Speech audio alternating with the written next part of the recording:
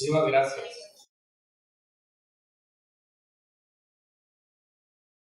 Bueno, muchas gracias en primer lugar a todos los miembros del sindicato, a todos los delegados, a la junta directiva por la invitación.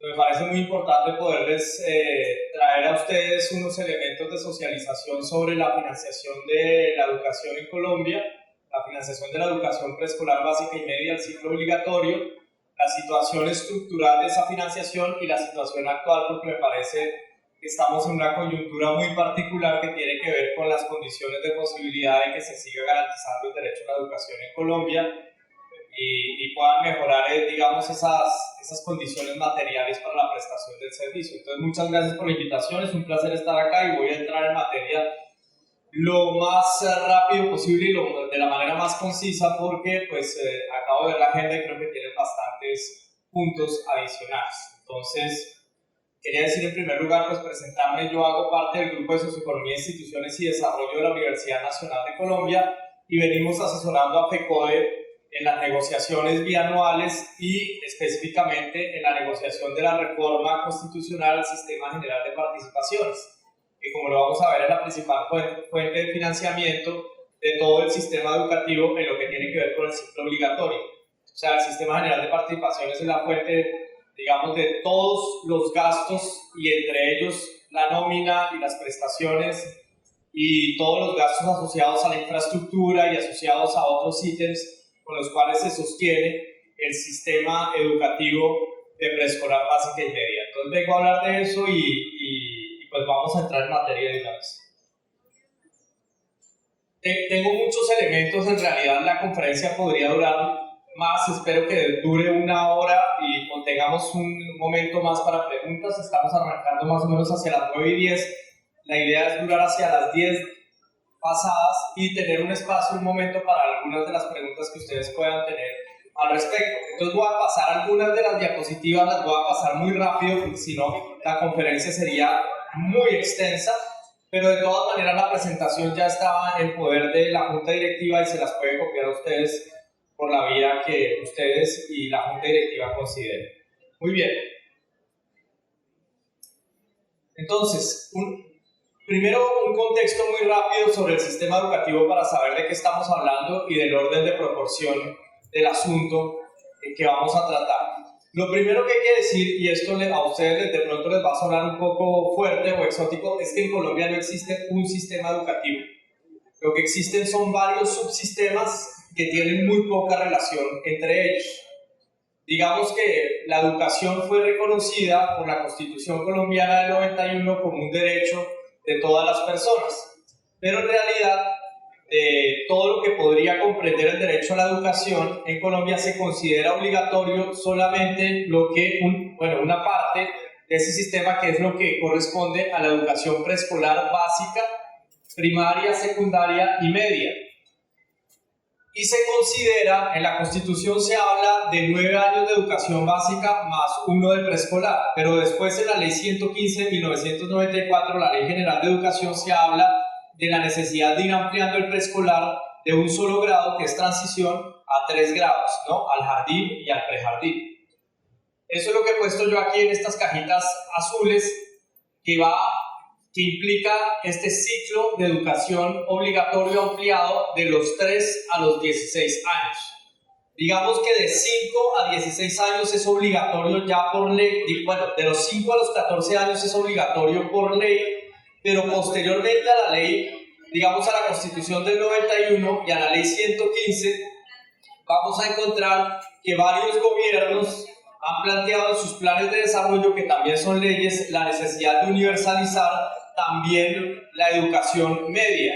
O sea, estamos hablando del grado 10º y del grado 11. O sea que en términos ampliados, la educación preescolar básica y media iría desde los 3 años hasta los 16 años. Pero como lo vamos a ver más adelante, hay graves problemas, incluso todavía de acceso en el preescolar de 3 grados y en la educación media. Y todavía en educación básica primaria y básica secundaria todavía tenemos alrededor de 390.000 personas por fuera de las aulas, o sea, sin atención educativa. Ya les voy a mostrar un poco las cifras bien actualizadas porque tuvimos la oportunidad de tener 3 reuniones en los últimos 2 meses con el Ministerio de Educación, con el Gobierno Nacional, y nos dieron las cifras post pandemia y con los datos del censo 2018. Estas cifras no estaban disponibles para el público y que afortunadamente tenemos, digamos, los últimos cortes a diciembre de 2021 para mostrarles un poco la situación. Pero bueno, es interesante señalar que de 3 a 16 años existe una legislación que tiene la vocación de universalizar y de garantizar a todos los niños, niñas y jóvenes el acceso y la permanencia en el sistema educativo. Pero ese es un sistema, ese es un subsistema de todo el sistema educativo. Resulta que hay otro subsistema que no se articula para nada bien con la educación preescolar básica y media, que es la educación superior. Y ahí en la educación superior pues tenemos la educación universitaria y la educación técnica y tecnológica. Y además tenemos algunas acciones de educación postsecundaria que no son precisamente educación superior, que se llaman educación para el trabajo y el desarrollo humano. Un poco en el intermedio de estos dos tipos, digamos, de estos dos vectores de oferta educativa después de la secundaria, tenemos al SENA. El SENA siempre ha sido, digamos, en los últimos 30 años objeto de, digamos, de múltiples reformas y reorientaciones en una institución que fue creada fundamentalmente para capacitar la fuerza laboral con relación al aparato productivo. En realidad, en sentido estricto, el SENA no es una institución, digámoslo así, que tenía la vocación de ser una universidad. Ofrece carreras técnicas y tecnológicas, pero junto a esas carreras técnicas y tecnológicas de 2 años más o menos de duración, 1 o 2 años de duración, se ha ido generando una diáspora de cursos cortos y de cursos flexibles que hoy en día son la mayor parte, digamos, de la oferta que desarrolla el SENA. Entonces el SENA, digamos que lo tenemos que ubicar de una manera bastante singular, tiene un pie en la educación postsecundaria superior y otro pie en la educación para el trabajo y el desarrollo humano.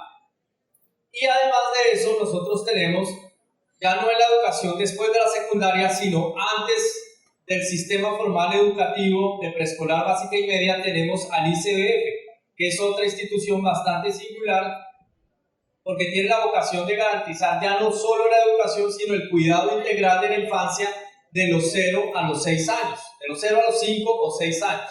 Y entonces ahí vamos a tener que se ofrecen una serie de servicios y de acciones educativas que se ha llamado en los últimos 10 años la educación inicial. Fíjense que es distinto a la educación preescolar, la educación inicial que incluso arranca, digamos, con la gestación de las personas, de los ciudadanos, luego su nacimiento y luego sus primeros años de vida. Y el ICBF, que es una institución enorme, además con unos ingresos importantes, tiene al menos 7 u 8 modalidades diferentes de atención a los niños de 0 a 5 años, que van desde, por ejemplo, la asistencia en entornos rurales a las familias, donde mandan algunos profesionales a que los acompañen esporádicamente, hasta jardines infantiles en sentido estricto, donde hay maestras y maestros contratados, con una cobertura muy disímil y además con una asociación, digamos, una apropiación de recursos muy diferente para los niños o niñas en las distintas modalidades que se estén prestando por el ICBF. Toda esa institucionalidad, es decir, la educación inicial, la educación preescolar básica y media, la educación postsecundaria, lo que tiene que ver con superior universitaria o superior técnica o tecnológica, y la educación para la formación, digamos, para el trabajo y para el desarrollo humano, todo eso comprende actividad, acciones y oferta institucional pública financiada con impuestos o con parafiscales, que también son contribuciones de los ciudadanos, para garantizar el derecho a la educación. Pero la primera afirmación, como les decía, la coordinación entre todos esos ámbitos institucionales y tipos diferentes de oferta educativa es baja, o por no decir casi nula.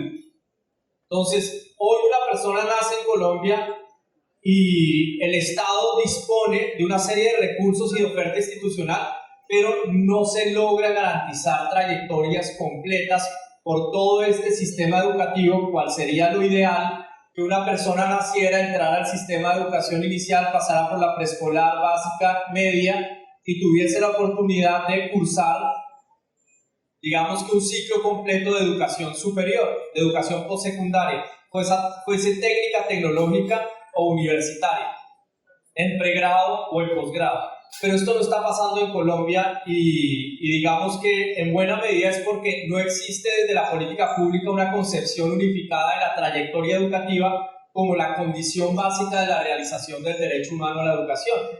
Se declara que todo ciudadano tiene derecho a la educación en Colombia, pero en realidad lo que se le está garantizando de forma masiva es solamente una parte del preescolar, la básica primaria, y ya empezamos a tener graves problemas en la básica secundaria y en la media. De ahí para adelante realmente tenemos ausencias profundas y, digamos, lo que en buena medida abandono de la trayectoria educativa por parte de los ciudadanos. O sea que hablar de la garantía del derecho a la educación por parte de la oferta institucional del Estado ya tiene un grave problema, y es que ni siquiera se está articulando el mismo Estado en sus distintas modalidades, instituciones y formas de prestación del servicio para garantizar trayectorias concretas. Ese es un primer elemento que quería traer a colación, básicamente para delimitar de lo que vamos a hablar, porque nosotros vamos a hablar solamente de lo que está en azul, que es una parte que es obligatoria por Constitución y otra parte que se ha ido ampliando desde la Ley 115 y distintas leyes posteriores, entre ellos los planes de desarrollo de los últimos 3 gobiernos. Muy bien, dicho eso, esa parte azul, digamos, esos cajoncitos de la educación preescolar básica y media, tengamos un orden de proporción de lo que estamos hablando. En Colombia existen, en 2018, yo traje las cifras de antes de pandemia y después de pandemia para que ustedes las tengan en cuenta. Antes de pandemia existían o habitaban en Colombia niños, niñas y jóvenes de 3 a 16 años, que son los que deberían estar desde el prejardín hasta el 11 grado de la educación media. Son 10.582.000 personas, y estoy hablando del año 2018. De esos 10 millones y medio y un poquito más de personas, solamente en el sistema educativo de preescolar básica y media tenemos 9.107.516. O sea que ahí ya teníamos más o menos un déficit de acceso de 1.474.000, casi 1,5 millones de personas que no están en el sistema educativo para el año 2018, antes de pandemia. ¿Dónde están esos faltantes de acceso? Muy rápidamente, pues esencialmente se encuentran en la educación preescolar, en los 2 primeros grados de educación preescolar, que es el prejardín y el jardín, donde estamos hablando de cerca de unos más o menos 1.100.000 niños, niñas de 3 y 4 años que no tienen acceso al sistema educativo. Muchos de esos niños y niñas hoy se encuentran en hogares comunitarios. O sea, no significa que no tengan algún tipo de oferta estatal, pero no están dentro del sistema educativo, que es diferente, porque pueden estar siendo cuidados por una madre comunitaria, pero otra cosa es que estén haciendo jardín y prejardín en términos del derecho a la educación y de los estándares que el mismo gobierno colombiano tiene con relación a la educación preescolar. Y esto empieza a generar problemáticas y graves desigualdades educativas, porque lo que vemos es que los centros urbanos de las principales ciudades del país y las clases medias y superiores sí tienen acceso a la educación preescolar de 3 grados. La mayoría de ellos pagando de su propio bolsillo. Pero quienes tienen acceso entran al grado de transición con unas condiciones totalmente diferentes a quienes no tienen acceso al jardín y el prejardín. Y esto ya empieza a determinar la trayectoria y el éxito educativo, los 5 años posteriores, la secundaria baja y la media, y las probabilidades de acceder a la educación superior. Entonces Colombia tiene un gravísimo problema de acceso al sistema educativo en jardín y prejardín. Y ese problema no, digamos, no se queda ahí, sino que va a tener sus consecuencias más adelante precisamente en la educación media. En la educación media estamos hablando de más de 500.000 de personas que llegan hasta 9º grado y que después no pueden continuar en 10º y 11. O sea, no culminan ni siquiera el bachillerato. Nosotros de manera importante y masiva como país y como Estado no estamos garantizando ni siquiera el bachillerato. O sea, hay una, digamos, deserción masiva, reiterada y sistemática en el 9º grado para el paso al 10º grado y al 11º grado. Y en realidad hay un problema enorme de la definición y la orientación de la educación media, para lo cual nos dimos cuenta, o sobre lo cual nos dimos cuenta en el estallido social que ayer se estaba cumpliendo un año, digamos, del momento inicial de ese estallido, porque vimos que emergió un sujeto social en la calle que son esos jóvenes y esas jóvenes que no tienen acceso al sistema de educación superior. Muchos de ellos no han terminado el bachillerato y tampoco tienen acceso al mercado laboral. Y el sistema educativo del 9º grado, de forma masiva, está sacando decenas de miles de jóvenes, digámoslo así, a la calle, sin que puedan entrar al mercado laboral, pero tampoco continuar su proceso de educación secundaria. O sea, ni siquiera terminar el bachillerato. Este es un problema también muy grave que tiene la educación preescolar básica y media en Colombia, y estamos hablando que no estamos hablando de 5.000, 10.000, 15.000 personas, estamos hablando de cientos de miles de personas. Y ustedes que son delegados sindicales acá y que muy seguramente varios de ustedes están en municipios más pequeños que Yopal y en zonas rurales, sabrán que incluso existen muchos municipios y algunos corregimientos y veredas en donde no existe oferta secundaria media. O sea, no existe como tal un colegio que garantice 10º y 11 grado. Y muchas de las personas que habitan en un territorio que lo tienen muy difícil todavía hoy, año 2022, para trasladar a sus hijos a que vivan en un lugar diferente a donde se encuentra la familia y puedan culminar el bachillerato. O sea que hoy todavía tenemos problemas que uno diría, esos fueron los problemas con los que vivieron nuestros padres. Por allá en los años 60 y 70, pues no. Hoy en las zonas rurales donde habita cerca del 30% de los colombianos y colombianas, ese es un problema de todos los días. Y en buena medida por una razón, que es evitable, y es que no existe la institución ni el maestro. Es decir, no es porque las condiciones de acceso sean imposibles, es porque el Estado no ha dispuesto una red de instituciones escolares con suficientes maestros y maestras. Ustedes sabrán que el discurso del Ministerio de Educación y del Ministerio de Hacienda es que en Colombia sobran maestros. Pero la verdad es que hay muchos territorios en los cuales ni siquiera hay institución escolar media para el 10º y el 11 grado. Y esto está significando que hay cientos de miles de niños, niñas y jóvenes que no culminan ni siquiera el bachillerato. Pues miren, esas eran las cifras de 2018. Ahora miren las cifras de 2021, recién sacadas del horno de hace 15 días. Entonces les voy a tratar de explicar este cuadro. Miren, la población de 3 a 16 años, corregida con el censo de 2018 después de pandemia y migración venezolana, ahora es de 11.136.500 personas. 11.136.500 personas, ha crecido. Y de esas, en el sistema educativo, de las personas que tienen esta edad, niños, niñas y jóvenes, solamente hay 9.062.000 personas, o 9.063.000 personas.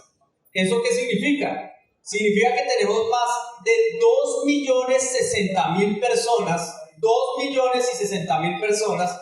Antes estábamos hablando de 1.470.000. Después de pandemia tenemos 600.000 personas más, niños, niñas y jóvenes, que ya no están en las aulas educativas, que fueron expulsadas, salieron o no han entrado al sistema educativo. Entonces tenemos un crecimiento muy importante después de pandemia. Es una situación grave de casi la cuarta parte adicional de excluidos del sistema educativo. Ahora, ustedes pueden ver las diferencias por rango etario. Entre 3 y 4 años, pues tenemos que de 1.588.000, casi 1.600.000 personas solamente hay 270.000, o sea que tenemos más de 1.400.000 niños y niñas de 3 y 4 años que no están en las aulas educativas, con todos los problemas que ya hablamos.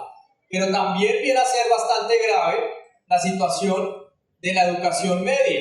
De 1.616.000, tenemos solamente 1.385.000, o sea, alrededor de 300.000 personas que están fuera del sistema educativo.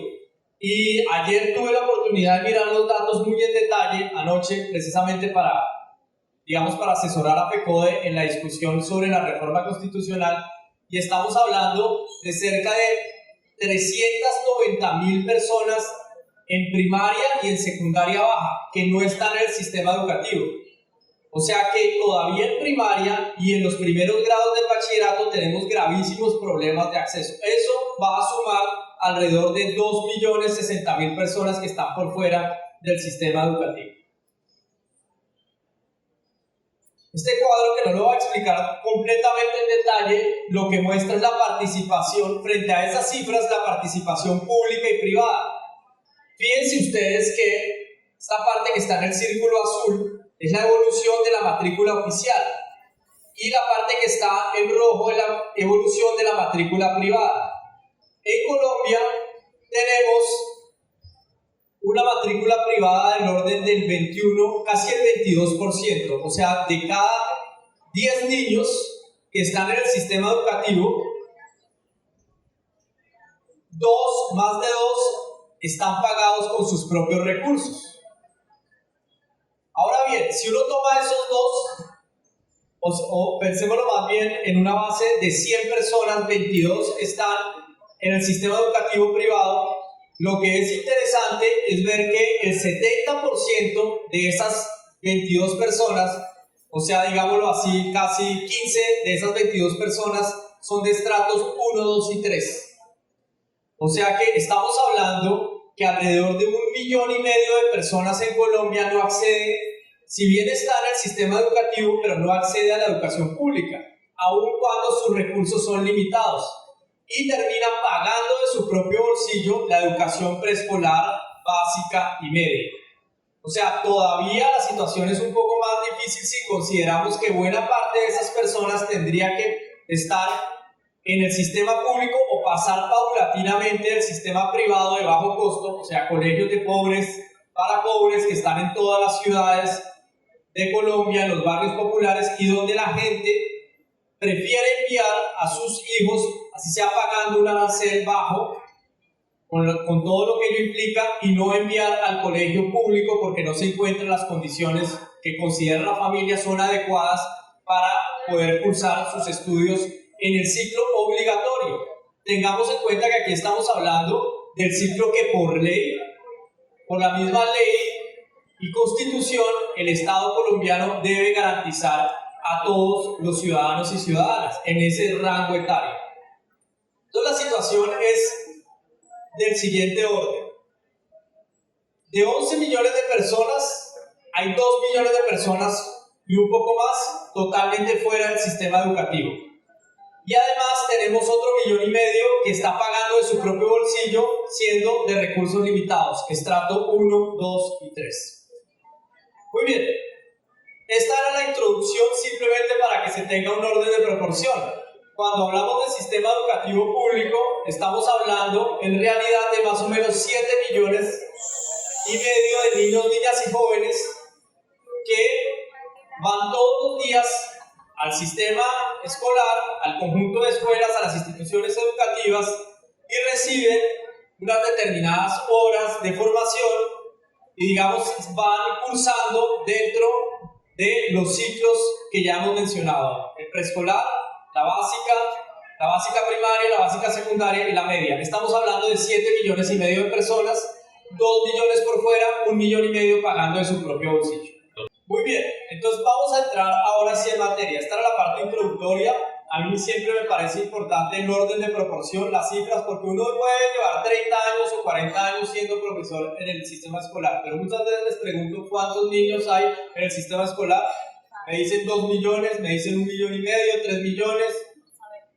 Yo mismo no conozco, digamos, el orden de proporción ya específicamente del departamento del Casanare, pero me gustaría ahorita conversar con ustedes para que me contaran si estamos hablando de 100.000, de 300.000, de 500.000. Esto es muy importante porque el orden de proporción es el que tiene que ver con los recursos. Finalmente, los faltantes de personas para poder ingresar al sistema, de alguna forma, implican recursos adicionales para poder desarrollar acciones que les permitan acceder y permanecer en el sistema. Habida cuenta de que esto no es optativo del gobierno, de uno u otro gobierno, sino que existe ley que manda a la institucionalidad a garantizar el acceso universal. Pero si no hay recursos para garantizar ese acceso universal, dadas las dimensiones del problema, pues van a pasar muchos gobiernos, pueden ser de izquierdas, pueden ser de derechas, los gobiernos que sean, y no vamos a tener sino modificaciones muy marginales, 10.000, 20.000 estudiantes cuando estamos hablando de 2 millones de estudiantes. Y es bueno tener ese orden de proporción. Por ahí empezaba, era la introducción, pero ahora vamos a la materia. ¿Cómo se financia ese sistema educativo hoy en Colombia?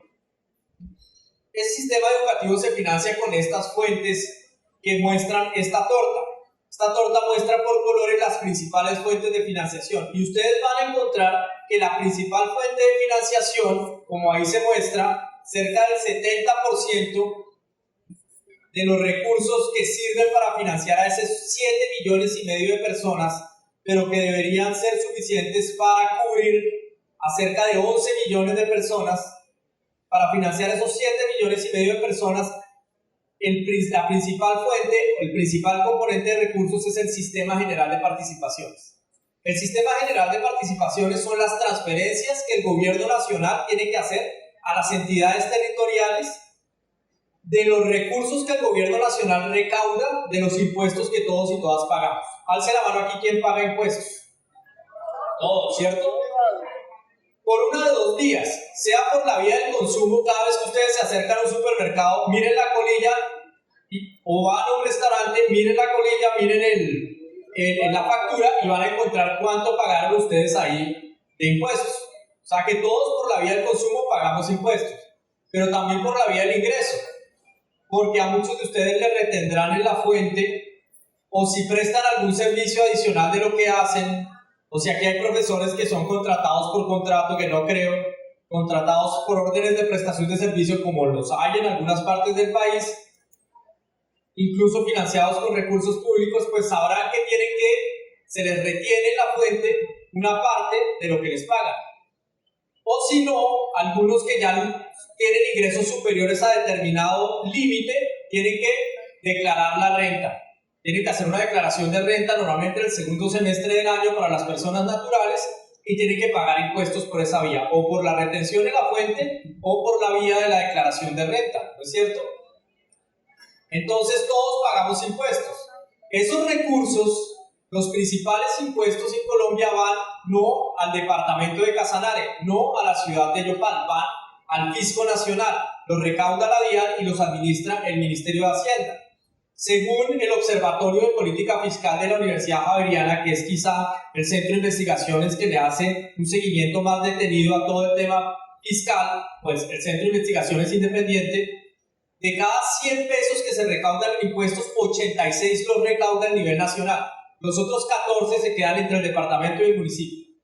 O sea que la mayor parte de nuestros impuestos es al Fisco Nacional.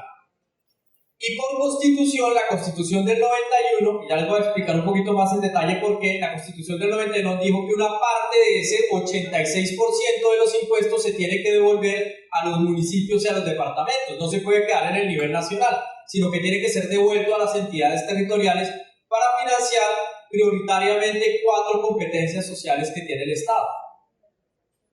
La primera de ellas, la educación pública. La segunda, la salud pública.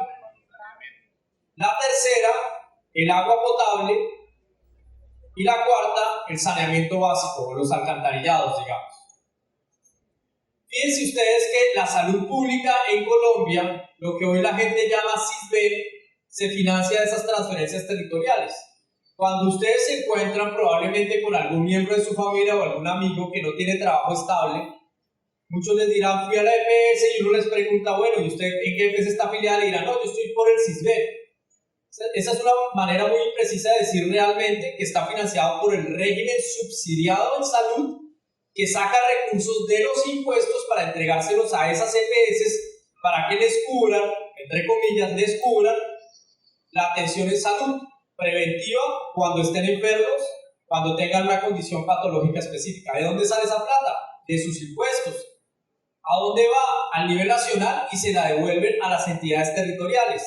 ¿Quién es la encargada de contratar a esas EPS para que cubran a la gente que no tiene cómo pagar su propio seguro de salud? La entidad territorial. Recibe los recursos del nivel nacional, contrata a la EPS para que cubra a las personas en ciertas condiciones de elección libre, entre comillas, que tienen las personas de esas EPS. Entonces, en Colombia tenemos una constitución que puso en cabeza de las entidades territoriales, municipios y departamentos las competencias más importantes del Estado en materia social: la educación pública, la salud pública, el agua potable y el saneamiento básico. ¿Se acuerdan ustedes de los bonos de agua de Carrasquilla? Pues ya los vamos a ubicar un poco en esa historia que arranca desde la Constitución del 98. Muy bien. Pero entonces, señalar que del sistema educativo el 70% de los recursos vienen del Sistema General de Participaciones, o sea, las transferencias territoriales, que son sus impuestos. Muchas veces se dice transferencias territoriales y la gente dice, es una dádiva del gobierno nacional que complementa los ingresos de las entidades territoriales. No, es que el gobierno nacional, digámoslo así, sustrae de todo el país impuestos que no se quedan en los territorios donde la gente trabaja, vive y aporta, sino que se los lleva al fisco nacional. Y eso ha pasado siempre desde que se creó la nación colombiana. Pero la Constitución del 91 introdujo de manera muy importante el deber de que el Estado-Nación devolviera buena parte de esos recursos a los territorios, como debería ser, porque imagínense que la mayoría de recursos fuera a Bogotá y se quedara en Bogotá y en los municipios y territorios cercanos a quien esté gobernando en Bogotá, pues eso se llamó centralismo. Y ha habido una larga, compendio de luchas sociales para poder introducir el criterio de descentralización, y de una descentralización que implica autonomía en los territorios, pero financiación y devolución de los recursos. Esas son las transferencias territoriales. En un segundo término, y fíjense ya mucho más minoritario, tenemos que la educación de estos 7,5 millones de niños, pero que deberían ser 11 millones, de estos 7,5 millones de niños, niñas y jóvenes que todos los días asisten a las aulas, la segunda fuente de financiación son los recursos propios de las entidades territoriales. Y ustedes dirán, sí, la plata de la gobernación y de la alcaldía. No, la plata de ustedes. Porque finalmente, ¿de dónde sacan los recursos las alcaldías y las gobernaciones, los municipios y los departamentos? De otros impuestos, que son ese 16% que les comenté yo, que la Javeriana hizo esos cálculos y muestra que hay un 16% de impuestos que también pagamos todos, pero que no van al nivel nacional, sino que se quedan en el municipio y en el departamento. Por ejemplo, ¿qué impuestos? ¿Alguien sabe? El predial. Si ustedes tienen un apartamento, ahorita estaban hablando que muchos de ustedes van a comprar los apartamentos con las excelentes condiciones de financiación y demás de la caja de compensación, pues sabrá que cuando compren su apartamento tendrán cada año que pagar el predial. Ese impuesto va al municipio, no va al nivel nacional. Otro impuesto que va al municipio, el industria y comercio. Todo el que tenga una tienda o tenga un pequeño negocio en un territorio específico le tiene que pagar al municipio una determinada tasa por tener ese negocio, y se llama el impuesto de industria y comercio. Pero incluso a nosotros en Bogotá, yo no sé cómo sea acá, como ese es un impuesto que se regula en cada territorio, nos cobran cuando tenemos la prestación de un servicio a través de una OPS, también nos cobra un impuesto que está relacionado con la industria y el comercio, con una actividad económica. Yo no sé cómo sea acá. Acá también. Muy bien, entonces de esos impuestos que recaudan los municipios y los departamentos son incluso más frágiles en términos financieros. ¿Con qué se financian los departamentos? Los departamentos se financian en lo tributario con algunos impuestos que tienen que ver como con las estampillas. Ustedes han hecho contratos o alguien habrá tenido relación con contratistas de los departamentos, pues le ponen a uno lo que llaman las estampillas y con eso sustraen recursos para poder financiar algunas cosas en el departamento. Pero la otra parte es la no tributaria, y eso tiene mucho que ver con algo acá que es más familiar para ustedes en Casanare, que son las regalías, ¿no? Entonces hay ingresos tributarios, pero hay ingresos que son no tributarios, como el caso de las regalías, que aparentemente son un impuesto, pero en realidad es una contribución, funcionan de manera diferente y que dependen de las cantidades de recursos naturales no renovables que son explotadas en determinados territorios. También esos recursos han sido poco a poco nuevamente centralizados y a través de unas determinadas reglas se devuelven a municipios y departamentos, la mayoría para los productores o por donde pasan los oleoductos o están los puertos de exportación, o para algunos municipios que tienen condiciones socioeconómicas complicadas. Los departamentos también tienen derecho a una parte de esos recursos. Entonces, de los recursos propios, tanto tributarios como no tributarios, de municipios y departamentos, viene a salir el 12.4 de la financiación de la educación preescolar básica y media, donde ustedes trabajan. Ustedes son 325.000 maestros antes de pandemia. ¿Sabían cuántos maestros son sus colegas? 325.000. Pero ¿sí saben que se retiraron 15.000 en pandemia? ¿Alguien conoce colegas que se hayan retirado en la pandemia? Alcen la mano, por favor. Pues se retiraron 15.000 y no se han repuesto. O sea, se retiraron significa que dejaron de ser parte de la nómina de la plantilla y pasaron a ser pensionados, o ya eran pensionados incluso, dejaron de ser parte de la nómina. Pero esos 15.000 maestros que estaban prestando sus servicios, estaban desarrollando sus actividades en territorios, no se ha contratado nuevos maestros para cubrirlos. Eso significa que esos estudiantes están siendo cubiertos por los maestros que quedaron, o sea que la cantidad de estudiantes por docentes aumentó. Y 15.000 no es 15.000 de 325.000, ya empieza a ser un porcentaje significativo. Pues bien, ese 12.4%, que es la segunda fuente de financiación importante que tiene el sistema, hay que leerlo con lupa, por lo siguiente. Resulta que si uno saca la distribución del aporte de recursos que hacen los municipios pequeños, los distritos o los municipios, los distritos y los departamentos, va a encontrar que cerca del 40% de esa contribución que hacen municipios y departamentos se debe es a los distritos, el 40%. ¿Y cuántos distritos hay en Colombia? Alrededor de 10. ¿Y cuáles son? Los turísticos, los portuarios y Bogotá. Si uno saca Bogotá, del aporte que hacen los distritos está sacando el 80%. O sea que en realidad el aporte que hacen municipios y departamentos es de 12.4%. Si uno toma las 10 principales ciudades del país, no queda sino muy probablemente un 20% de esa participación, o sea, una quinta parte. O sea que en realidad en Colombia la educación en Yopal y los 19 municipios que tiene el departamento se financian con el SGP, porque si uno va a ver la segunda fuente de financiación, que son los aportes de departamentos y municipios, realmente lo están haciendo 10 grandes ciudades en Colombia.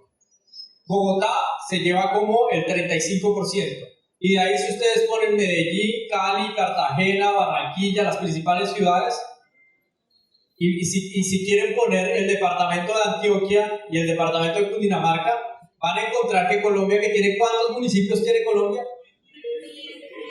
200. Bueno, por ahí son 1.140 municipios que tiene Colombia. El último se creó en la Amazonía, se llama Barrancominas. Se creó en el año 2020, si no estoy mal, y queda en el departamento de Guainía. Pues quiten la 1.140, 10. ¿Cuánto queda? 1.130. 1.130 municipios de Colombia se financian fundamentalmente con el Sistema General de Participaciones. ¿Y por qué? Porque las otras fuentes sí que son minoritarias. Ahí las ven ustedes.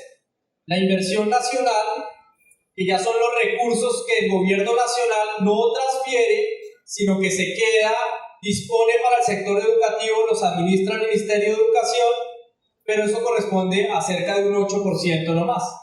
Entonces son todos esos programas que desarrolla el Ministerio de Educación para atender a la población educativa, pero que los hace directamente y normalmente los hace en convenio con las administraciones municipales y departamentales.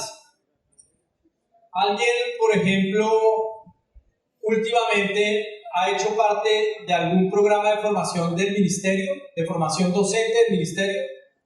Alce la mano. ¿Aquí hay algún directivo docente o directiva docente? No. Bueno, ustedes allá alzaron la mano. ¿De qué proceso de formación hicieron parte? ¿Cómo se llamaba? ¿O tú? Sí. Te financiaron la maestría. Ok. ¿Y ustedes allá que les financiaron también posgrados? Alce la mano otra vez, por favor. ¿Quién ha financiado? El Ministerio de Educación, estudios. Alce la mano. Sí, pero el Ministerio de Educación. Son 5 personas, 6 personas. ¿Cuántos delegados hay acá? Bueno, 6 de 300. Esto es una muestra, en términos estadísticos, yo enseño análisis cuantitativo, esto es una muestra que está bastante sesgada porque ustedes son, digamos, delegados, eso ya implica sesgo. Deberían, o sea, si tuviéramos aquí una muestra de la población general de docentes, sería la proporción todavía más baja. Porque ustedes son delegados docentes y eso ya está relacionado con una trayectoria muy específica y muy especial dentro del magisterio. Muy significativa. Pero si hiciéramos aquí a todos los maestros de base, probablemente la proporción es pequeña, pero esta proporción que acabamos de ver es ínfima. O sea, ¿quién está financiando los estudios de los maestros y maestras en Colombia? El maestro mismo. ¿Y les descargan horas de trabajo? No. ¿Y les dan años sabáticos para que hagan las tesis? No. Muchas veces ni siquiera les dan permisos para ir a las clases, o de un día o de otro día. Bien, importante tener eso en cuenta porque ya vamos a ver las incidencias que eso puede tener en distintos aspectos del éxito educativo de los estudiantes. Muy bien. Entonces, las principales fuentes de financiación, miren ustedes, tenemos las regalías, que sí que es marginal, estamos hablando solamente de cerca de 450.000 millones de pesos al año, es menos de un 2%. El funcionamiento del Ministerio de Educación cuesta alrededor de 1 billón de pesos al año, es un 2.8%, pero con esta nota lo que quería decir es que básicamente la educación de esos 7,5 millones de niñas se financia con el Sistema General de Participación, o sea, con las transferencias territoriales. Eso en términos de recursos, en términos de cantidades, montos de recursos, significa que en Colombia estamos trasladando alrededor de 37 billones de pesos al sistema educativo preescolar, de preescolar básica y media. De esos 37 billones de pesos, casi 25 son del SGP.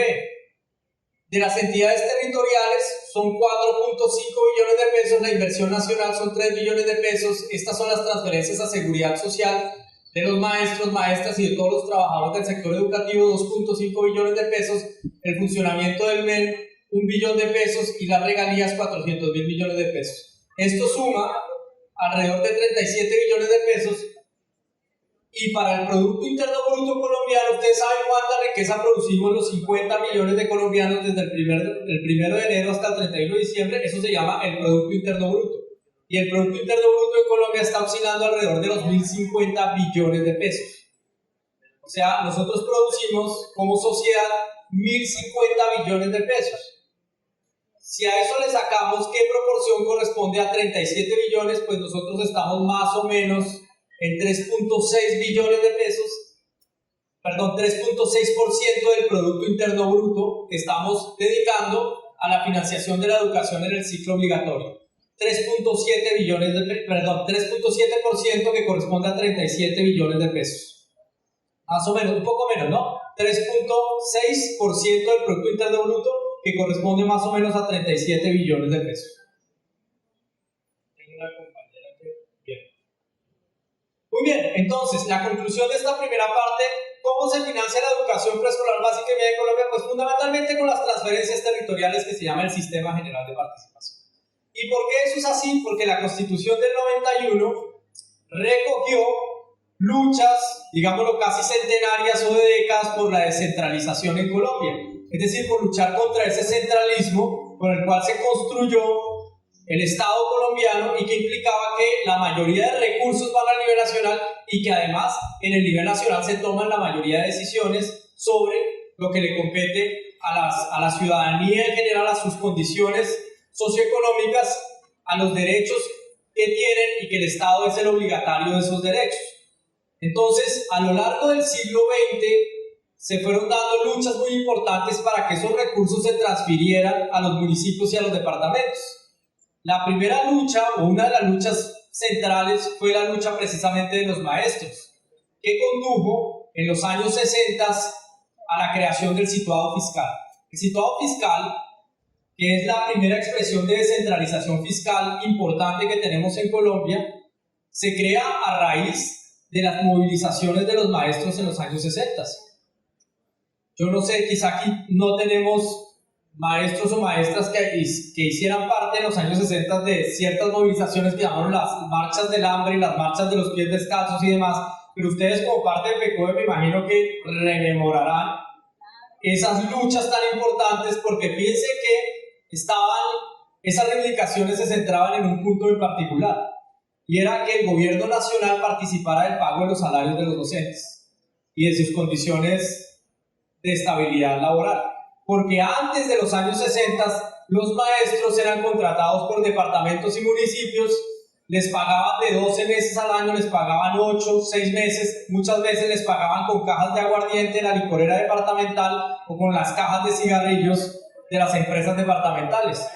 Entonces, los maestros en los años 60 ya tuvieron cierto grado de organización y empezaron a movilizarse de manera muy importante para que en Colombia existiera lo básico que implica un sistema educativo, que es que haya un maestro con salario.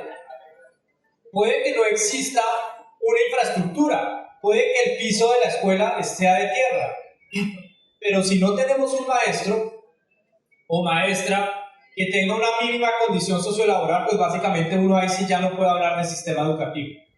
Entonces fueron esas marchas las que pusieron y cimentaron, digamos, las bases de lo que hoy estamos hablando de un sistema educativo preescolar básico y media de 7,5 millones de estudiantes, que aunque falten muchos más, de todas maneras es algo muy importante. Son millones de niños, niñas y jóvenes y millones de familias que tienen acceso a un proceso educativo con todas las deficiencias y dificultades. Pues las bases de ese proceso se dieron a raíz de movilizaciones muy importantes de los docentes y de la consecución que el gobierno nacional trasladara recursos importantes para el pago de las nóminas docentes en todo el país. Esto se dio en el gobierno. ¿En qué gobierno se logró esto? El situado fiscal. ¿Alguien sabe? Fue en los 60, sí, pero fue el gobierno de Carlos Lleras Restrepo. Se creó el situado fiscal, que consistía básicamente en tomar una parte de los recursos, de los impuestos recaudados a nivel nacional y enviárselo a los departamentos y a los municipios con el objetivo de pagar fundamentalmente la nómina de los docentes. Y en segundo lugar, una serie de luchas que se dieron en los años 70 y 80 por parte de los municipios y los movimientos cívicos. Hicieron muchos paros en los años 80 bloqueando vías secundarias y vías principales para que les garantizaran, por ejemplo, la mejora del acueducto, la mejora del alcantarillado, la mejora de la escuela, la mejora del centro de salud, la construcción de un hospital de primer nivel, la mejora del hospital de primer nivel a segundo nivel. Todo esto condujo a la creación de una segunda partida, que se llamó la devolución del impuesto a las ventas a los municipios. Antes el impuesto a las ventas se lo apropiaba el nivel nacional completamente, hoy se llama el IVA. A partir de esas luchas en los años 80, ustedes recordarán, por ejemplo, un candidato presidencial que fue asesinado que se llamaba Luis Carlos Galán.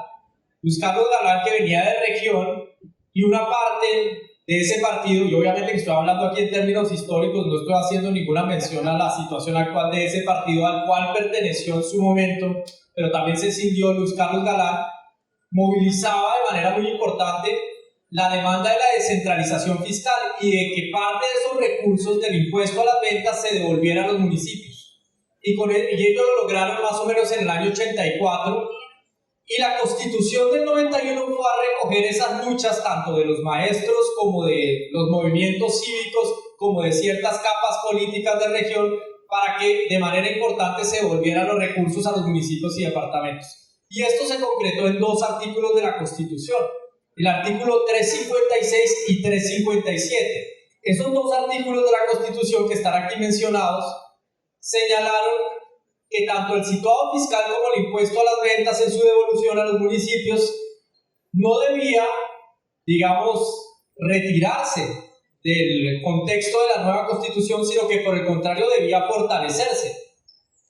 Y que además el primado de la descentralización debía ubicarse como uno de los principios fundamentales de nuestro ordenamiento constitucional. Si ustedes ven ahí, el artículo 1 de la Constitución define a Colombia como un Estado social de derecho, una nación unitaria con un Estado social de derecho, pero descentralizada y con autonomía de sus entidades territoriales. El artículo 1 introdujo la descentralización al más alto nivel y señaló que las entidades territoriales iban a tener autonomía. ¿Para qué? Lo que en el artículo 356 y 357 desarrolló como las competencias de las entidades territoriales. Son esos 4 servicios sociales que mencionamos atrás. Van a ser encargadas de la educación pública, de la salud pública, del agua potable, del saneamiento básico y de muchas otras competencias en las cuales van a compartir la responsabilidad con el nivel nacional. Y todo esto lo tienen que hacer en términos de autonomía. Y para todo esto, dijo la Constitución del 91, se le tiene que trasladar el 46.5% del recaudo tributario que haga el nivel nacional a los municipios y departamentos. Entonces la Constitución del 91 no solamente no dejó de lado el situado fiscal y la devolución del impuesto a las ventas, sino que los unificó y los fortaleció y le mandó a los siguientes gobiernos que aumentaran ese conjunto de partidas que se devuelven a los municipios y a los departamentos hasta llegar al 46.5% del recaudo tributario del nivel nacional. O sea, la Constitución del 91 hizo un cambio muy profundo en términos de descentralización y de descentralización fiscal. Mandó eso. Imagínense, casi de cada 100 pesos recaudados en el nivel nacional, la devolución de 46,5, casi la mitad. ¿Por qué? Porque los municipios y departamentos ahora se iban a encargar de nada más ni nada menos que la educación de todos los niños, niñas y jóvenes entre los 3 y los 16 años, la salud pública de todos aquellos que no pudiesen cotizar como, digamos, como cuentavientes laborales, y el agua potable, el saneamiento básico y muchos otros servicios que parcialmente descentralizaba la Constitución del 91. Ese era el acuerdo fundamental en lo social y en lo fiscal que tenía la Constitución del 91. Vamos a ver qué pasó del 91 a la situación actual. Este cuadro, que voy a tratar de explicar un poco porque no se ve completamente, muestra cuál ha sido la evolución de esos dos artículos que garantizaban el 46.5% y la fórmula de las transferencias territoriales. La Ley 60 del 93, que fue la que reguló la Constitución en lo que tiene que ver en materia de transferencias territoriales, señaló que se tenía que aumentar paulatinamente hasta el año 2001 para llegar al 46.5%, con unos porcentajes de situado fiscal aumentando y de la devolución del impuesto a las ventas aumentando. Así fue pasando en los años 90.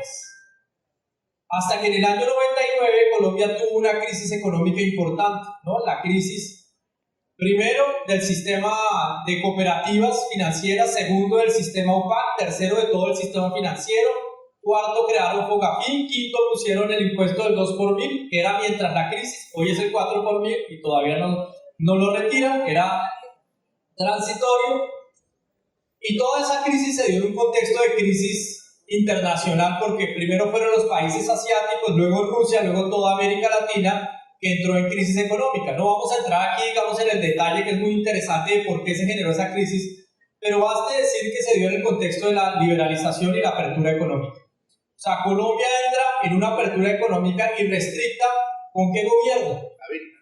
Con el gobierno Gaviria en el año 90. Hacen liberalización financiera y liberalización comercial, posteriormente tratados de libre comercio, y en todo ese contexto la economía colombiana empezó a tener unos desequilibrios que nunca había tenido.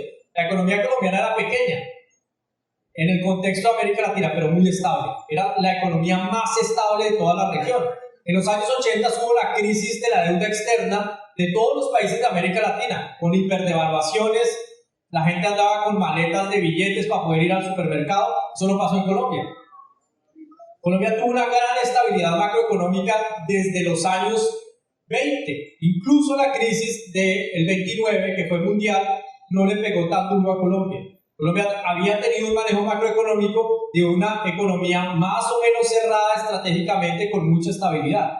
Y posteriormente con muchos ingresos externos, con ciertos ingresos externos estables, primero el café y luego las drogas. Digamos, la marihuana y luego la cocaína, que entran porque entran. O sea, esos dineros de alguna forma entran al país y circulan, los que no se quedan afuera, obviamente. Muy bien. Pero en el año 90 lo que dijimos es hay que modernizar la economía y para eso necesitamos que venga la inversión extranjera de forma masiva al país. Pues eso generó unas turbulencias enormes que no vamos a explicar aquí, pero por ejemplo se generó una revaluación del peso que nunca habíamos visto. La gente podía comprar dólares muy baratos en la calle y tuvimos una invasión de importaciones, una transferencia, digamos, de producción hacia importación y empezamos a tener graves problemas estructurales de desempleo. Y en el año 96 ocurrió que la financiación de estas economías que estaba haciendo al debe con grandes sumas de crédito internacional se reversó completamente por la crisis del sudeste asiático y todos los países de América Latina entraron en crisis. Pero Colombia, que había sido estable todos los años anteriores, esta vez estaba totalmente abierta a esos flujos financieros y inmediatamente eso generó la caída masiva de la inversión, la caída masiva del empleo, grandes tasas de desempleo, desfinanciamiento de los créditos, la gente no pudo pagar los créditos y se vino abajo primero el sistema cooperativo, luego el sistema UPAC y luego todo el sistema financiero. Y ahí sí estamos en el año 99 con 4.2% en negativo de caída del Producto Interno Bruto. Nosotros caímos ahorita en el primer año de pandemia como 6 o 7% del Producto Interno Bruto, pero fue en pandemia. En cambio, en un momento en el cual no existía una restricción en el comercio y digamos, en la finanza internacional, en ese momento Colombia cayó 4.2%. Y el desempleo se ubicó para la población en general al 25%, y estamos alrededor del 12%, al 25%, y para la población joven se ubicó, la joven estamos hablando hasta los 25 años, se ubicó a más del 50%. En el contexto de esa crisis económica, el gobierno de turno establece con el Fondo Monetario Internacional un acuerdo. Bueno, no voy a explicar muy en detalle qué es el Fondo Monetario Internacional, pero básicamente es una institución multilateral pública que cuando un país tiene problemas para pagar su deuda externa, él puede acudir. El gobierno lo puede llamar y decirle présteme una plata mientras salgo de estas afugias para que no me vaya a quedar sin poder pagar la deuda. Porque si se queda un país sin poder pagar la deuda, pasa lo que le pasó a Venezuela. Se espantan todos los dólares, no entra ningún dólar, el precio del dólar se sube, todos los precios que están vinculados al dólar se suben y la moneda nacional en cuestión de 2 meses pasa a valer papel. El billete de 100.000 pesos pasa a valer lo que el papel vale. Entonces, para evitar eso, Colombia llamó al Fondo Monetario Internacional y le pidió 2.600 millones de dólares de colchón en caso de que no pudiera pagar la deuda externa. El Fondo Monetario Internacional le dijo sí, pero él siempre pone condicionalidades. Y la primera condición que puso, adivinen cuál fue. El más importante de los esfuerzos para controlar el gasto público en el mediano plazo es el acto legislativo, una reforma constitucional que fue presentada al Congreso en septiembre del 99 con el propósito de mantener constante en términos reales el valor de los fondos que se transferirán a los gobiernos locales bajo los acuerdos de participación en los ingresos corrientes de la nación. Eso bien leído consistía en congelar las transferencias. La Constitución del 91 había dicho que tenían que ir subiendo, no lo ven en el cuadro azul, ahora sí se ve, del 38% en el 94, en el 93 eran más o menos el 35%. La ley 60 dijo, suman el 3% en el 94 y de ahí en adelante hasta el 2001 vaya subiendo hasta cumplir lo que la Constitución señala. ¿Qué señalaba la Constitución? 46.5%. Y vamos hacia allá. Se estaba cumpliendo la ley 60. Se atravesó la crisis. El gobierno colombiano hizo el acuerdo con el Fondo Monetario Internacional. El Fondo Monetario le dijo, pero reforme eso porque eso le está quitando muchos recursos al nivel nacional. Y el nivel nacional es el que paga la deuda externa. Así que si yo le presto, y a usted le ha prestado el sistema financiero internacional, usted lo que tiene es que liberar muchos excedentes en el nivel nacional para pagar la deuda. Pero es que esto es para financiar la educación, el agua potable, no importa. Haga una reforma, pero eso es por constitución, haga una reforma constitucional. El gobierno de Pastrana, muy juicioso, hizo la reforma constitucional y su ministro de Hacienda, Juan Manuel Santos, fue quien lideró la reforma constitucional y se llamó el Acto Legislativo 01 del 2001. El Acto Legislativo 01 del 2001, yo creo que hasta el paro del 2015 o 2017 fue el movimiento social y de los docentes más importante de los últimos 30 años. Porque en masa salió FECODE, todos los sindicatos, las centrales sindicales, los estudiantes de secundaria, los estudiantes universitarios contra el gobierno de Pastrana para evitar que pasara esa reforma constitucional. Era la primera reforma constitucional importante en materia social que le hacían a la Constitución del 91. Luego llegó el gobierno de Uribe y le hizo como 5 reformas más a la Constitución. Recortó pensiones, temas de salud, todo lo que pudo recortar en materia social, de garantías sociales de la Constitución, lo hizo por reforma constitucional. Pero la primera importante fue esta, en el marco de la crisis económica del 99, de finales de los 90. Los maestros marcharon en masa cuando se estaban dando las deliberaciones y las votaciones en el Congreso y acamparon en la Plaza de Bolívar. ¿Hubo alguien que haya acampado en la Plaza de Bolívar en el año 2000? Ustedes, me quedan 5 minutos. Deme 15. Gracias. Y con todo respeto por la mesa, pero voy a intentar hacerlo lo más rápido posible. Lo cierto es que acamparon, pero a medianoche salió el ministro de Hacienda, Juan Manuel Santos, a una de las ventanas y le hizo así a los maestros que les había ganado. ¿Por qué? Porque lograron que uno de los representantes, uno de los parlamentarios, se parara de la silla y desapareciera del quórum. Ganaron por ese voto. O sea, casi no pasa la reforma constitucional. Solo ganaron por ese voto, pero eso desencadenó cosas gravísimas que les voy a mostrar muy rápidamente, tratando de atenerme a estos 15 minutos.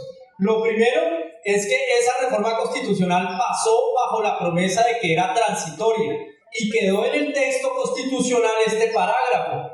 Al finalizar el periodo de transición que establecían hasta el año 2007, ya les voy a mostrar, el porcentaje de los ingresos corrientes de la nación destinados para el Sistema General de Participación, o sea, el SGP, que se creaba con esa reforma, porque antes se llamaban las transferencias territoriales.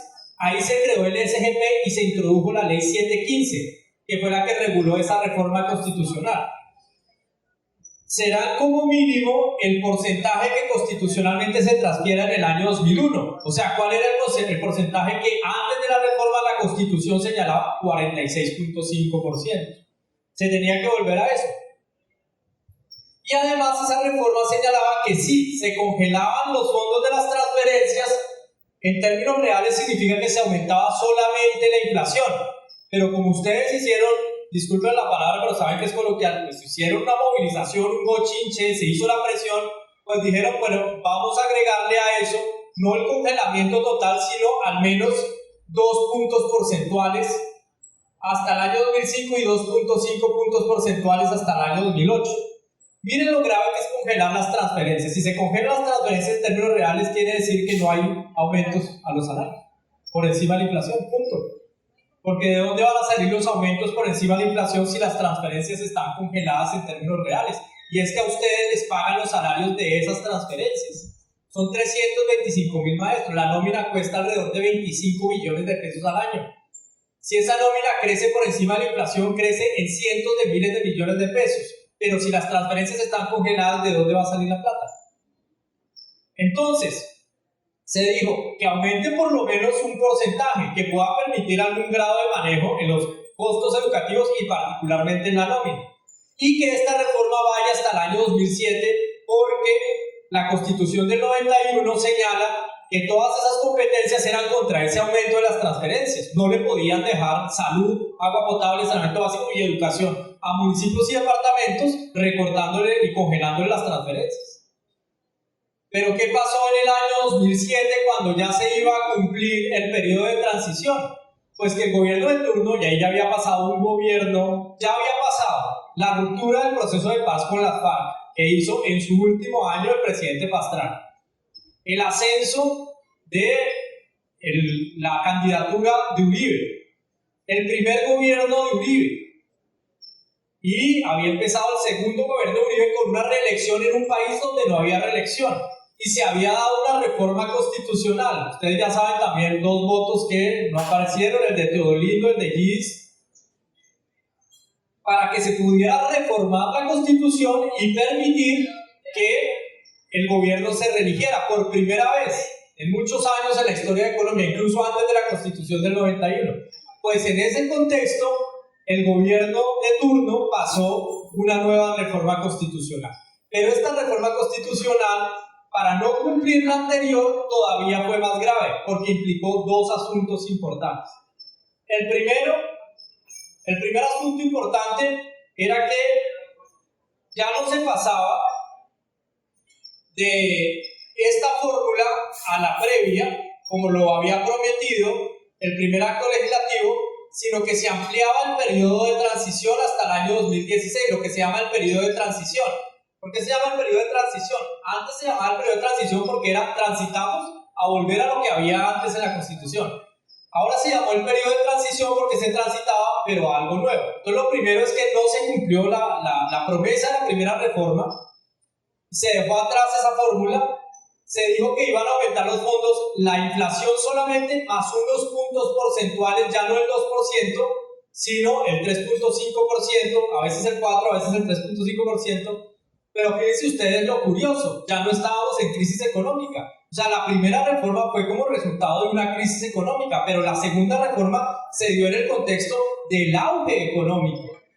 Colombia empezó a exportar 1 millón de barriles de petróleo al día a precios de más de $100 el barril de petróleo. O sea, Colombia entre el año 2007 y 2014 tuvo sus tasas de crecimiento más altas incluso que antes de la apertura económica. Antes de los años 70, que tuvimos las tasas de crecimiento más altas, las superamos entre el 2007 y el 2014. Y en ese momento, que no había ninguna razón, se siguió restringiendo las transferencias territoriales y la finanza de la educación. Pero lo realmente grave, o más bien catastrófico, fue que se borró el parágrafo transitorio y se sustituyó por una nueva fórmula, que es la que rige actualmente. Se dijo, del 2017 en adelante ya no volveremos a lo que dijo la Constitución del 91, atrás se deja el 46.5% y de aquí en adelante lo que vamos a tener es una nueva fórmula, que es la siguiente. El SGP, que es la bolsa de las transferencias, se incrementará anualmente en un porcentaje igual al promedio de la variación porcentual que hayan tenido los ingresos corrientes de la nación durante los 4 años anteriores. Eso básicamente significa que durante el 2002 al 2017, 15 años, se congelaron las transferencias, se les dejó un crecimiento mínimo y después de eso se estabilizan aplicándoles el crecimiento que tenga el recaudo tributario en los últimos 4 años. O sea, no pueden llegar a crecer como parte del recaudo más que el recaudo mismo. O sea, eso significaba en términos, digamos, de una mera aritmética, se les bajó la participación y de aquí en adelante esa participación se va a mantener, estabilizar esa participación.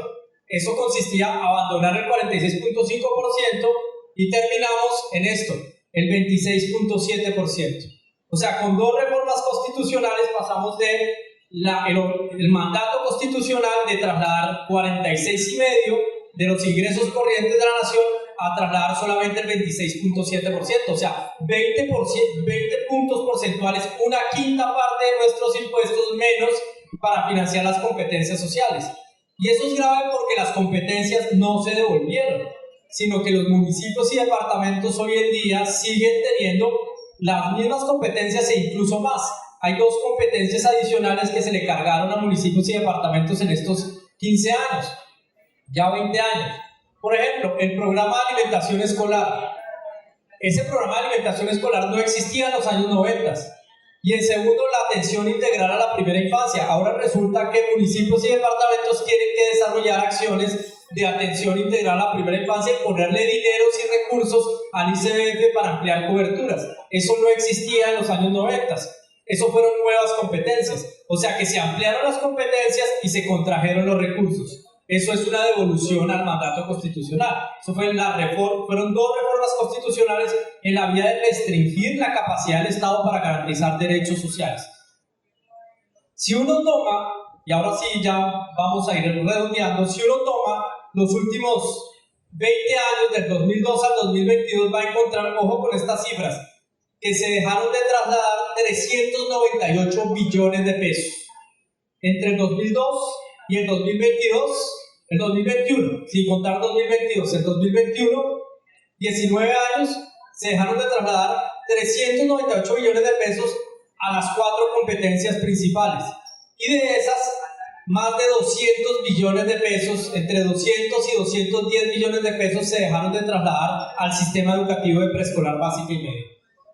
Fíjense, con 2 millones de niños, niñas y jóvenes por fuera del sistema educativo y sustrayéndole 200 millones de pesos, a un tenor de más o menos 15 billones de pesos por año al sistema educativo. Menos recursos, teniendo coberturas totalmente incompletas y gente que no tiene la posibilidad en sus territorios de cursar 10º y 11 grado, o sea que no terminan ni el bachillerato, y niños y niñas que no tienen la oportunidad de ir a un jardín o un prejardín, sino que pierden 2 años de escolaridad frente a los demás niños y niñas. Esto obviamente que tiene consecuencias a nivel internacional y que además es bastante notable en las comparaciones internacionales. Ese cuadro que ustedes ven ahí muestra la cantidad de recursos que se trasladan por estudiante al año en los países que hacen parte de la OCDE, y hoy Colombia ya hace parte de la OCDE. En promedio se trasladan al año $8.296. Ojo, $8.296. ¿Eso más o menos cuánta plata es? 8.290, por ahí 30 millones de pesos al año por estudiante de primaria. En Colombia se trasladan $1.094, o sea, 7 veces menos. ¿Cuánto es más o menos $1.094? 4 millones de pesos. En realidad se trasladan del SGP, se trasladan apenas 3.200.000 pesos en promedio. Mientras que en un país promedio de la OCDE se trasladan 30 millones de pesos. Y en secundaria es peor, que es el segundo cuadro que ustedes ven ahí. En secundaria, la diferencia es de $9.280 al año contra 1.160, o sea, son 8 veces menos. Las diferencias que aquí se muestran es por el precio del dólar, porque en comparaciones internacionales uno no toma el precio del dólar del día, sino un promedio de los últimos años.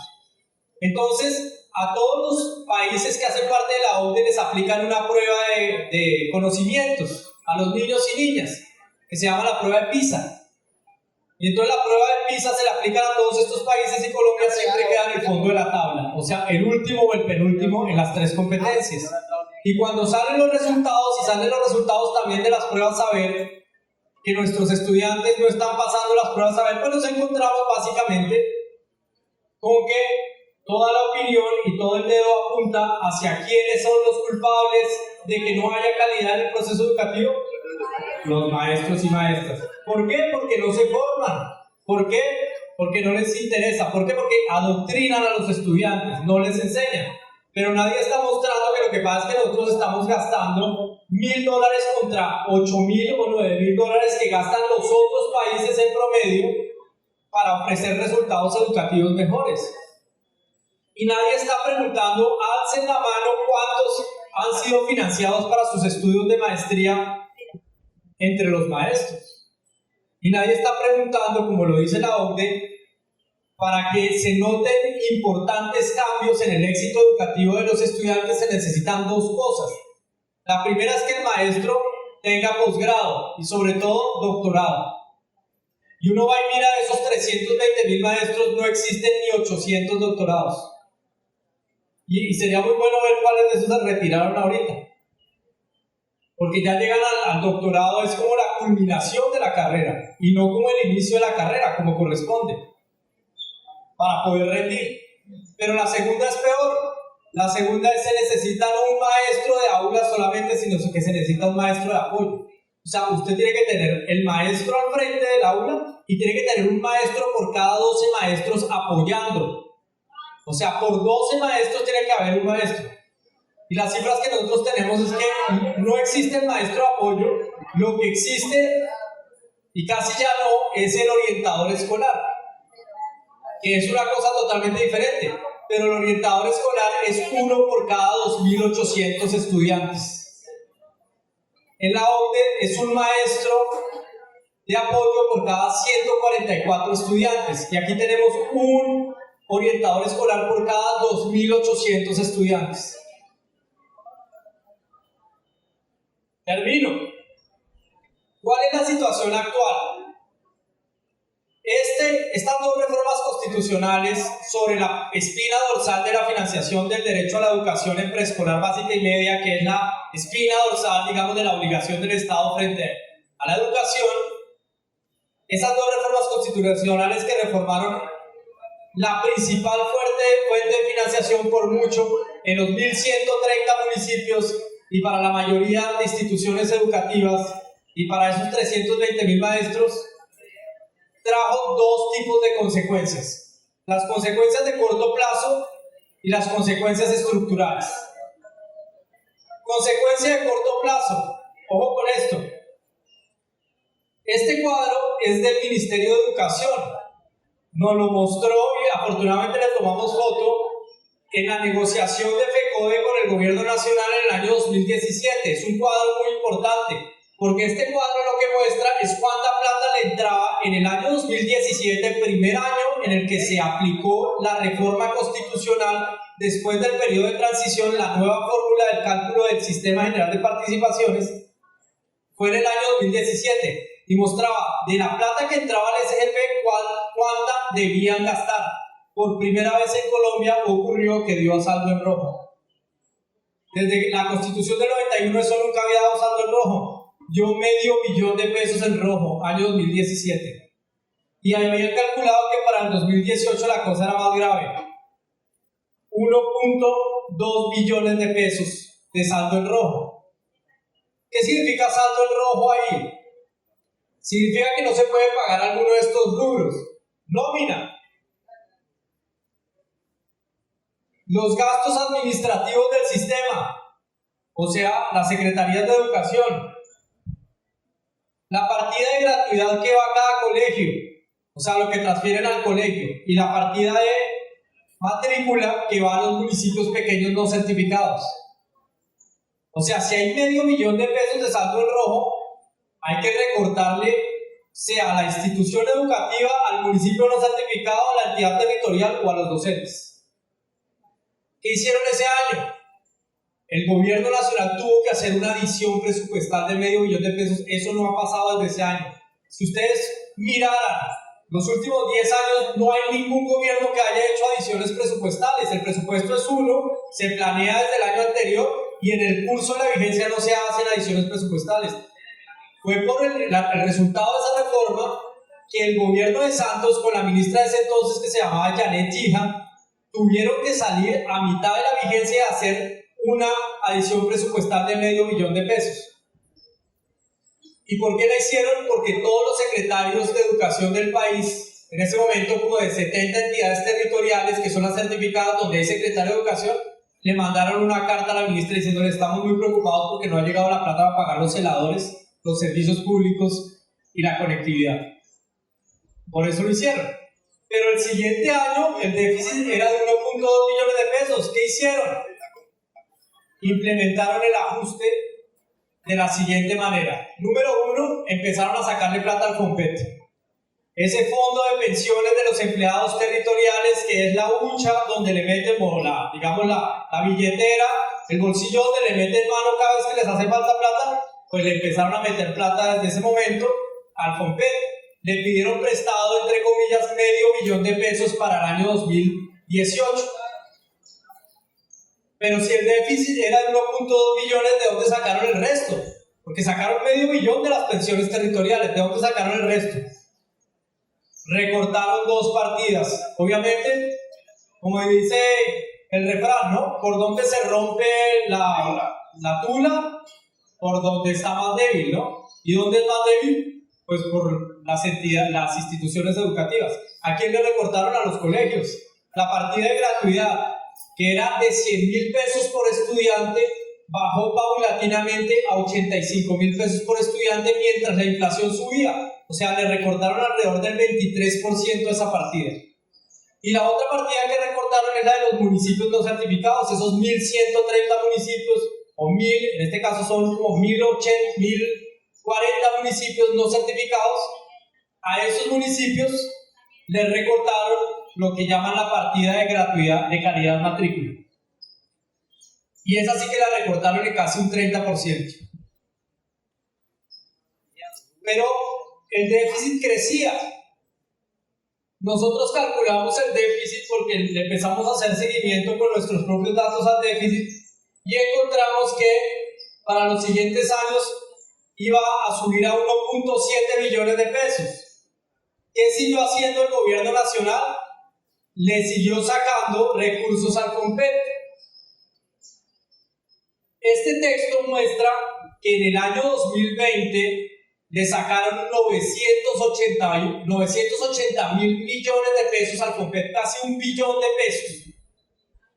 Mire qué raro que un sistema educativo y un gobierno tenga que pedirle plata prestada al fondo de pensiones de los trabajadores territoriales para pagar los salarios docentes. Pero no es poca plata, es $1 billón de pesos. ¿Y qué fue lo otro que hicieron? Siguieron disminuyendo las partidas de tanto las instituciones educativas como del transporte escolar, como de la alimentación escolar, como de la contratación del servicio educativo con los indígenas, que es otro asunto bien importante, pero le recortaron recursos a eso también. Lo curioso es lo siguiente, por eso termino lo de corto plazo y ya solo 3 cosas sobre el largo plazo. Lo curioso es que el déficit siguió creciendo, porque la nueva fórmula tiene casi congeladas las transferencias. Y resulta que los docentes lograron en 2015 un acuerdo de nivelación salarial. Recordarán ustedes en 2015 que hubo paro y demás, se hizo un acuerdo para que en los siguientes años les nivelaran a ustedes más o menos un 12% del salario.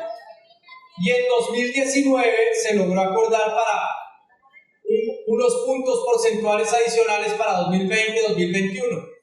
Creo que también para 2022, no lo sé.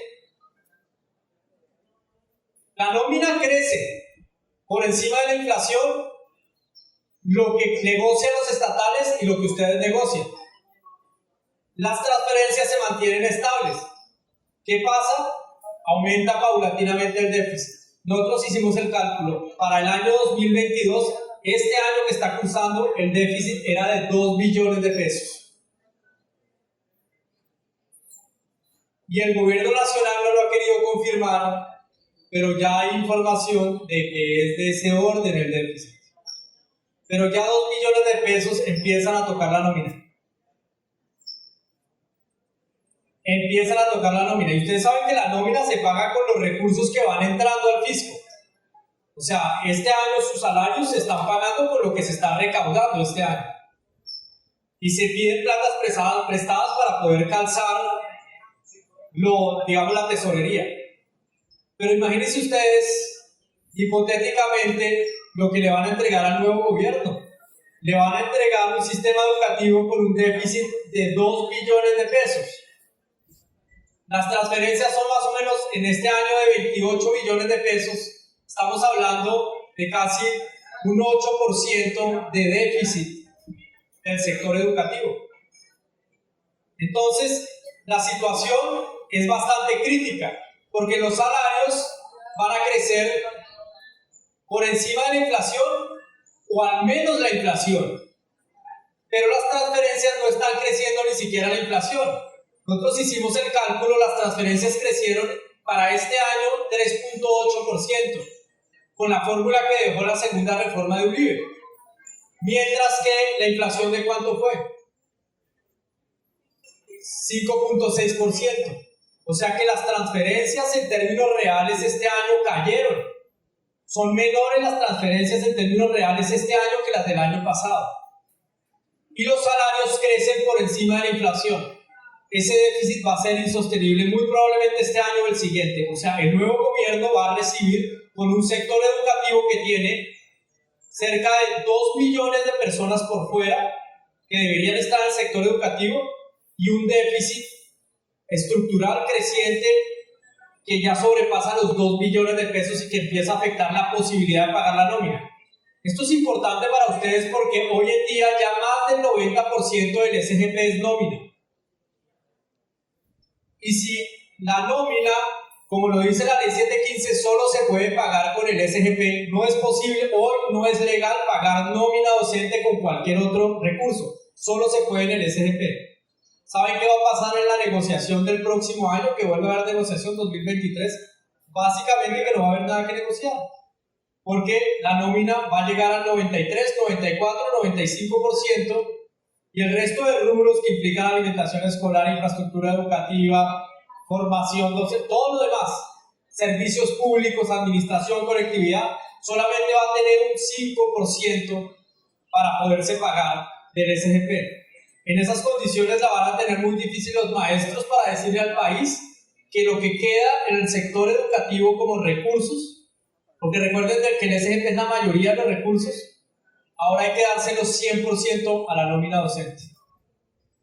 La van a tener muy difícil cuando los medios de comunicación digan que ustedes ya se llevan el 95% de todos los recursos del sector educativo.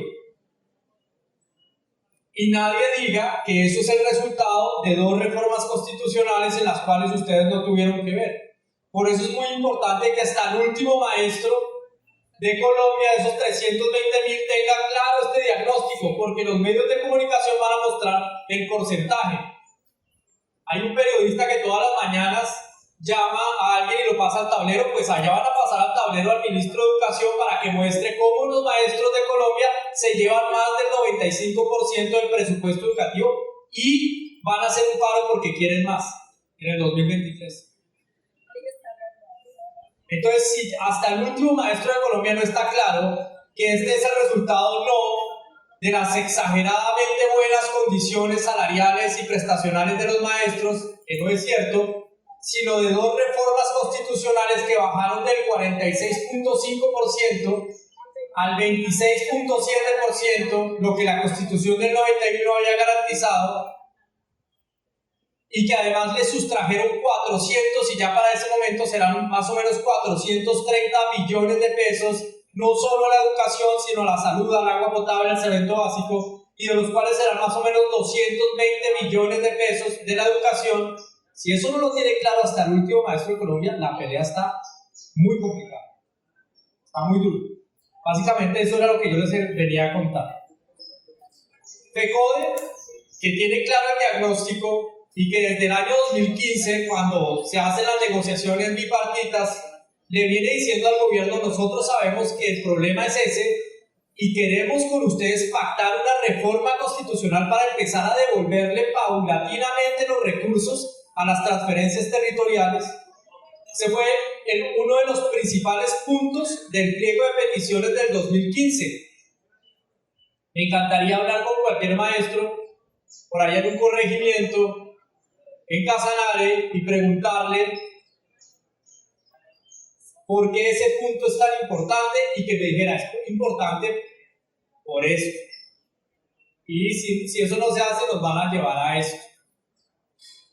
Ya en el 2015, FECODE lo tenía en el pliego de peticiones, pero ese pliego lo tiene que estar apropiado por la base. En el 2017 ya fue la primera petición. La primera petición fue la reforma constitucional al SGP, 2017, ustedes se acordarán. en su momento. 2019 fue la petición sine qua non. O pactamos que va a haber una reforma o nos paramos de la mesa. Incluso no hablemos de nada de lo salarial ni lo prestacional. Esto o esto. Yo fui testigo porque ahí estuvimos, en esa mesa. Y efectivamente así se comportó todo el ejecutivo de FECODE. No se discutió absolutamente nada hasta que no se tuviera una posición de parte del gobierno sobre la reforma. Y se logró lo siguiente. El gobierno nacional dijo, sí, es cierto, se necesita una reforma. Después de que en 2015 dijeron que no, que en 2017 dijeron que no, en 2019 por primera vez un gobierno dijo, sí, la situación está grave, se necesita una reforma y no es legal, es constitucional. Y dijeron, bueno, vamos a pactar con ustedes y lo dejamos aquí en el acuerdo.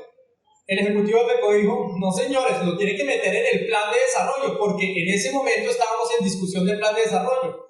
Lo que va a pasar en 2023, vamos a estar en la discusión del nuevo plan de desarrollo, quien sea el presidente o la presidente a partir del próximo 7 de agosto, con ese gobierno va a haber negociación bipartita y va a estar en discusión el plan de desarrollo.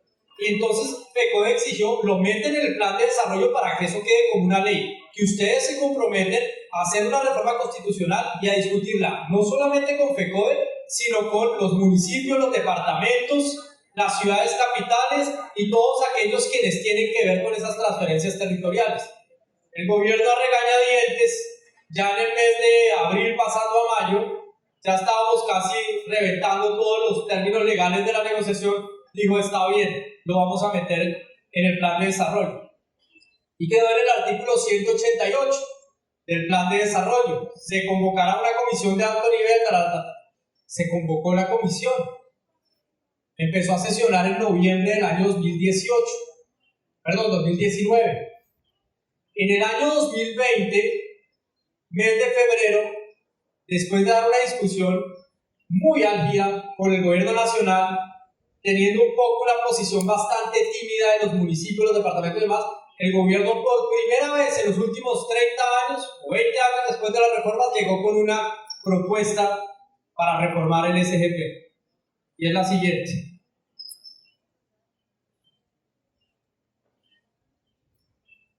Es este.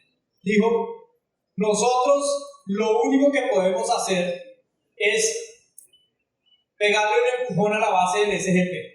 No vamos a modificar la fórmula, pero sí podemos inyectarle 2.8 billones de pesos en el año 2022. No fue en febrero del 2020. Pactemos, llevamos el texto al Congreso y nosotros lo impulsamos, dijo el gobierno. Nosotros dijimos, no, espera un momento, vamos a negociar, porque nuestra propuesta era esta.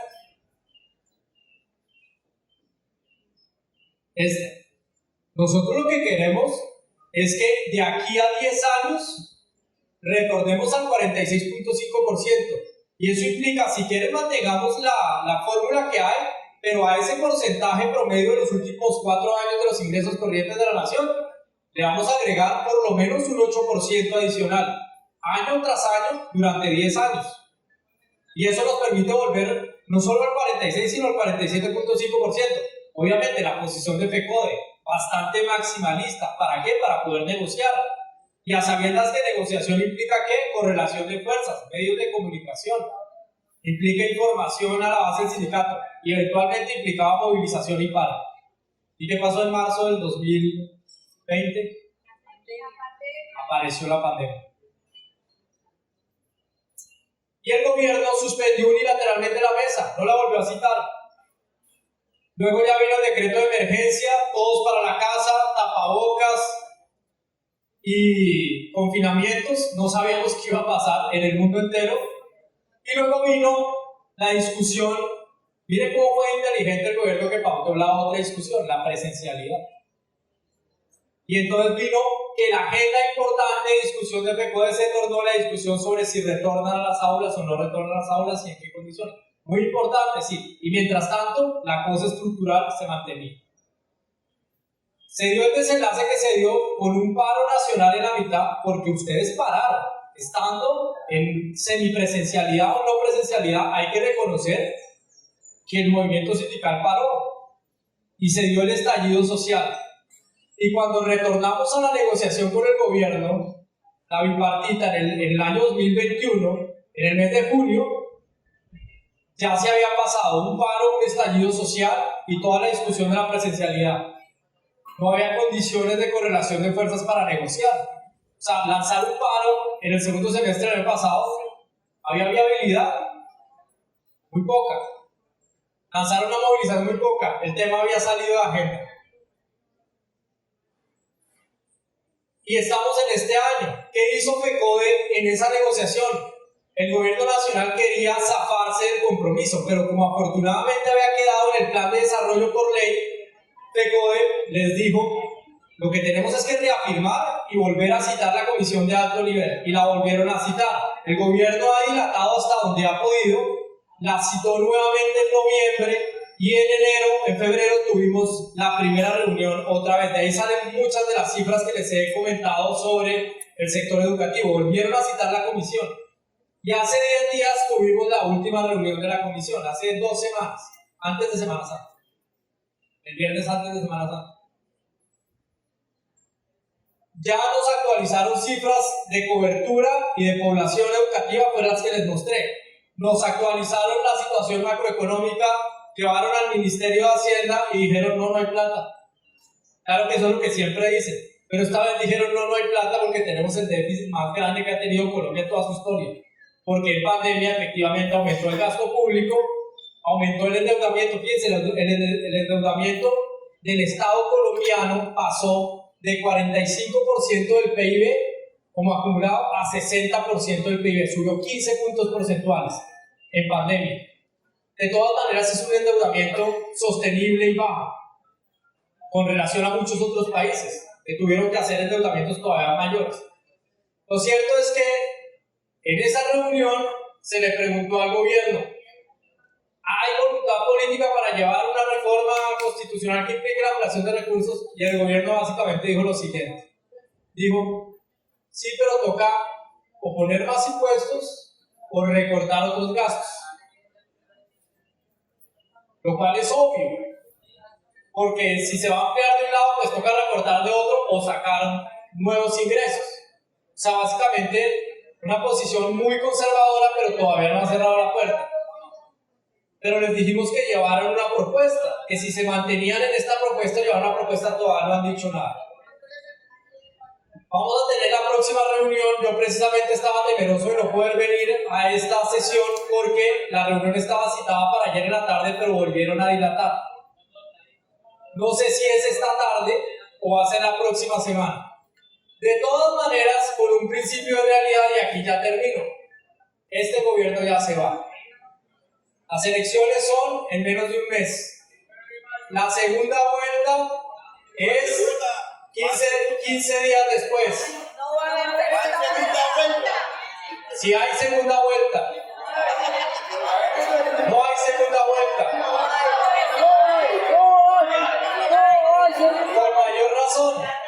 Con mayor razón, este gobierno ya se fue. Quedó la situación fiscal que quedó. Queda el déficit fiscal en el sector educativo que les he mostrado con detalle. Y el nuevo gobierno, que de todas maneras va a gobernar hasta mayo del próximo año con el mismo plan de desarrollo, tendrá la responsabilidad de entrar nuevamente en ese diálogo para llevar una propuesta consensuada de reforma constitucional. Nosotros como FECODE y nosotros como Grupo de Socioeconomía e Instituciones de Desarrollo que acompañamos esa discusión, tenemos ya el arsenal de propuestas para poder desarrollar la negociación. Pero se necesita, compañeros y compañeras, que así como no va a haber segunda vuelta, de manera taxativa, beligerante y con todo conocimiento y profundo conocimiento de los 320.000 maestros, esté el magisterio unido reclamando las condiciones adecuadas de financiación del derecho a la educación. Ojo, son 2 billones de pesos de déficit, pero más allá de ese déficit de corto plazo, que ese es para pagar las cuentas bajas que ya hay, tenemos 2 millones de personas fuera del sistema educativo y tenemos 1,5 millones de personas que están pagando de su bolsillo la educación que no deberían estar pagando, sino que deberían estar dentro del sistema.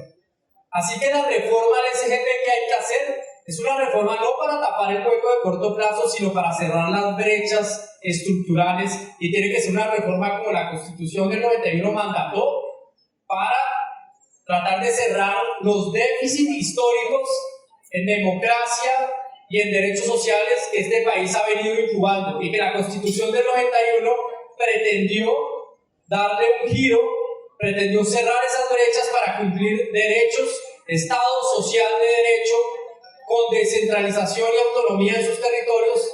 Entonces tiene que ser una reforma del SGP estructural. Esa reforma, cualquiera que sea el gobierno, va a implicar movilización consciente, no solamente por parte del sindicato, sino por parte de toda la base del magisterio, de los estudiantes y de los padres de familia. Así que yo les agradezco muchísimo la oportunidad de haber venido a comentar esto con ustedes, porque creo que es una de las luchas, sino la lucha más esencial que tiene el magisterio en el horizonte que se avecina. Muchísimas gracias.